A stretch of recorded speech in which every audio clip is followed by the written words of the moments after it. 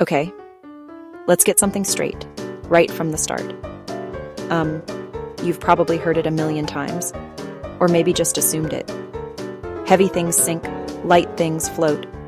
You drop a rock in a pond, and splash, it's gone. You toss a leaf on the water, and it just chills on the surface. So, case closed, right? Heavy equals sink, light equals float. Well, I'm here today to tell you that your brain is playing a little trick on you. It's a super common idea, but it's not the whole story. The real secret is a little more clever than that. Imagine a tiny iron nail, the kind you'd use to hang a small picture frame. It feels pretty heavy for its size, right? Now imagine a giant block of polystyrene foam, the stuff used for packaging, that's as big as a microwave oven. If you pick them both up, which one would actually be heavier? The giant foam block, for sure. But if you threw both into a swimming pool? To crack this floating and sinking code, we need to get to know our two main characters: mass, volume. They sound like a superhero duo, and honestly, they kind of are. First up is mass. Mass is the measure of how much stuff is packed inside an object. Think of it as the total count of tiny atoms and molecules. We measure mass using a scale: grams, kilograms. A bowling ball has a lot of mass. A balloon, even if it's the same size, has very little mass. Next up is our second hero, volume. Volume is all about space. A tiny marble has a small volume. A giant inflatable unicorn has a massive volume. For simple shapes, measuring volume is super easy. Measure the length, measure the width, measure the height, multiply them together. 10x 5x 4, 200 cubic centimeters. But what about weirdly shaped things? Classic experiment, water displacement. Take a container with measurement markings and fill it with water. Note the starting level, 40 milliliters. Gently submerge the object. Water rises to 56 milliliter. The rise equals the object's volume. The object pushed that much water out of the way. All right, you've met mass and volume. Now it's time to introduce the mastermind, density.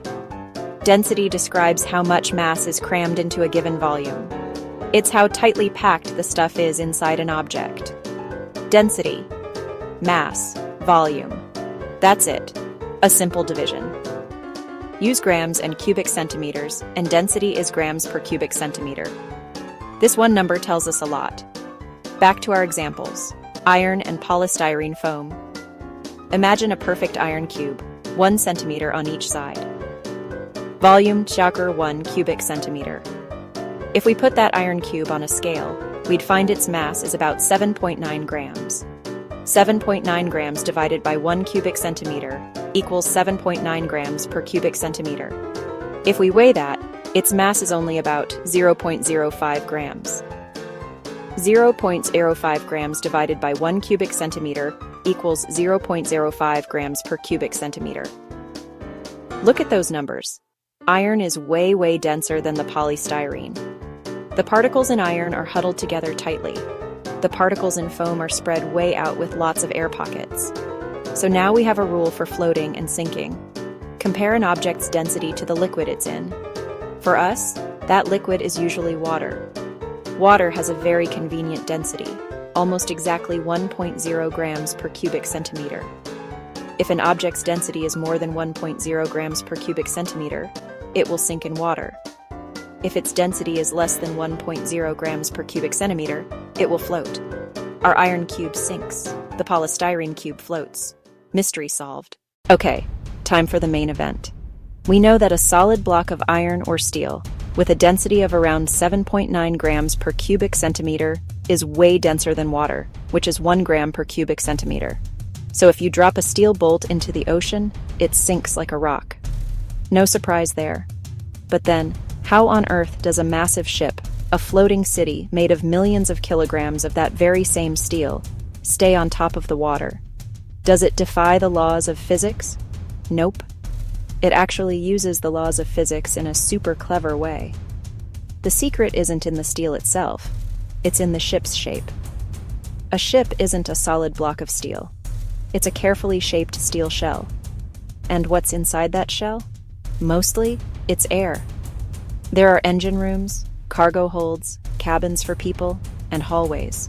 All of these are just big pockets of air wrapped in a steel skin. Air is incredibly not dense, almost zero compared to water.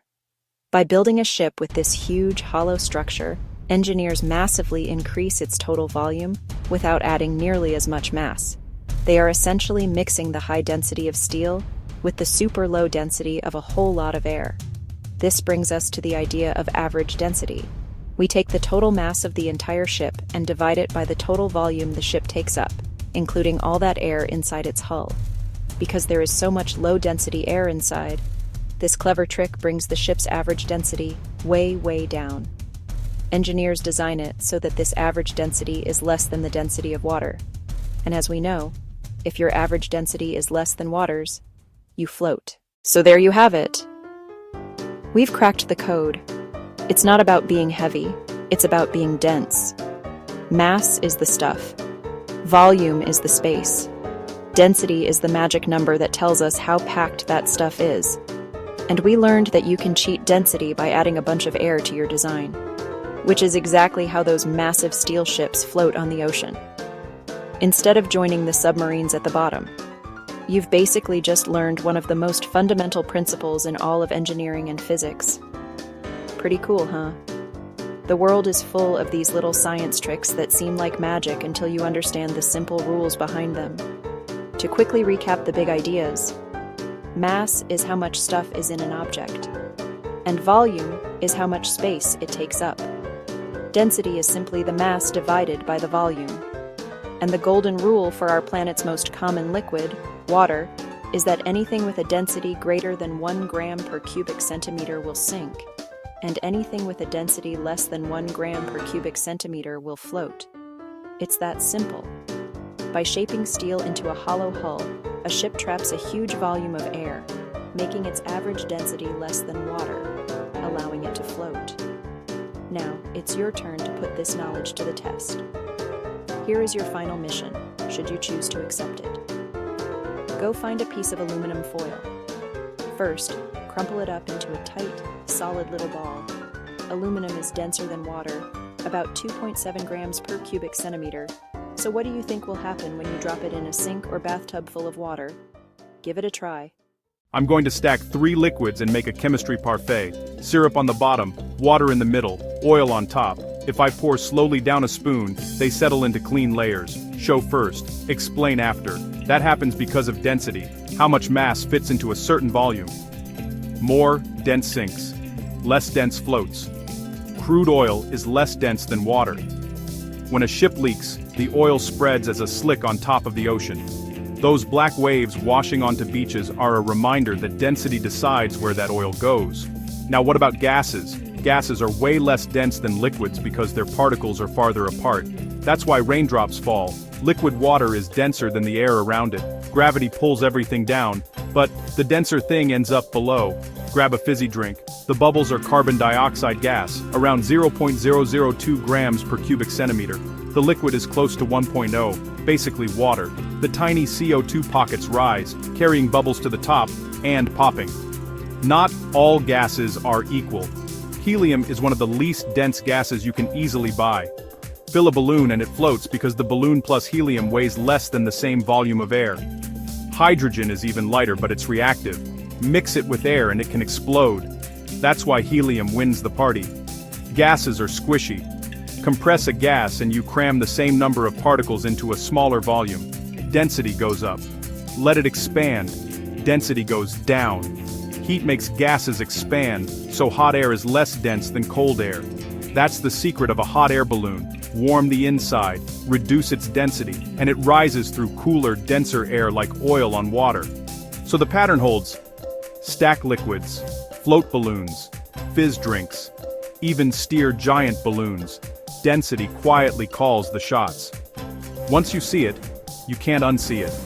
A hot air balloon floats in air because the density of air decreases as its temperature increases.